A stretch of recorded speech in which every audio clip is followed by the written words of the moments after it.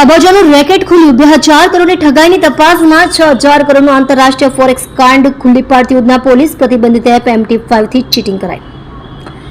Online ચીટિંગના 2000 કરોડના સૌથી મોટા ઇન્ટરનેશનલ રેકેટની તપાસમાં ઉધના પોલીસે 6000 કરોડનું આંતરરાષ્ટ્રીય ફોરેક્સ ટ્રેડિંગનું રેકેટ પકડી પાડ્યું છે. આ ટ્રેડિંગમાં કાપડના વેપારીને મહિને 5% કમિશન આપવાની લાલચ આપી ઠગ ટોળકી 39 લાખ પડાવ્યા હતા.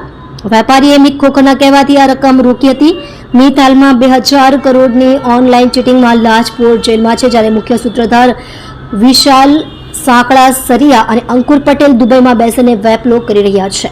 અન્ય આરોપીઓ વિશાલ લીંબાણી, મેહર શાહ અને પિયુષ કુકડિયા ફરાર છે. ટૂંકમાં આ રેકેટમાં 6 આરોપી છે, જે પૈકી મિતની ઉધના પોલીસ ટ્રાન્સફર વોરંટથી આગામી દિવસમાં ધરપકડ કરશે. વિશાલ મિતનો મામો છે. આ ટોળકીનો અમદાવાદનો વકીલ પણ શિકાર બન્યો છે. તેણે 70 લાખની રકમ ગુમાવી છે. ઉધના પીઆઈ દેસાઈએ જણાવ્યું કે મિત અને વિશાલે ફોરેક્સ ટ્રેડિંગમાં રોકાણ કરાવી મહિને 5% કમિશનની લાલચ આપી હતી. પછી પ્રતિબંધિત એપ્લિકેશન બનાવી, જેનું નામ MT5 છે. આ એપથી લોકોને રોકાણ કરાવતા હતા, જેમાં મિત એજન્ટ હતો, જ્યારે વિશાલે સુરત અને દુબઈમાં ઓફિસ ખોલી હતી.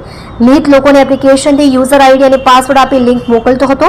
લોકોએ રોકાણ કરેલા રૂપિયા USDTમાં એપ્લિકેશનના ખાતામાં દેખાતા હતા. પછી શેરની જેમ ભાવ ઉપર નીચે થયા કરતા હતા. મહિને જ્યારે કમિશન આપવાનું આવે ત્યારે એપમાં કમિશન દેખાય, પરંતુ વિડ્રોલ કરી શકાય નહીં, એટલે ટોળકી શરૂઆતમાં આંગળીયા મારફતે કમિશન આપતી.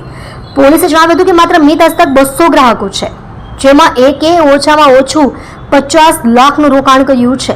આવા 200 ગ્રાહકો હોય તો આંકડો 6000 કરોડને પાર થાય છે. આ વાત હજુ માત્ર મિતની છે. તેના મામા સહિત 5 આરોપીઓ છે, જેમના હસ્તક ઘણા લોકોએ કરોડોની રકમ ફોરેક્સમાં રોકાણ કરી હોવાની વાત છે. મિતની ચેટિંગ તપાસતા અબજોનું રેકેટ ખુલ્યું. ઉધના પોલીસ 2000 કરોડના ઓનલાઈન ચીટિંગમાં કિરાત અને મિતના મોબાઈલની ચેટ તપાસ કરતી હતી, જેમાં કિરાત મિત પાસે 1,72 લાખની માંગણી કરતો હતો. જેમાં તપાસ કરી તો કિરાત અને દિવ્યેશ પણ મિતના કહેવાથી ચીટિંગની 1,72 લાખની રકમ ફોરેક્સ ટ્રેડિંગમાં રોકાણ કરી હતી, જેમાં આરોપીએ કિરાત અને દિવ્યેશના પણ રૂપિયા ચાવ કર્યા હતા. આથી બંને આરોપીઓ મિત પાસે રૂપિયાની માંગણી કરતા હતા.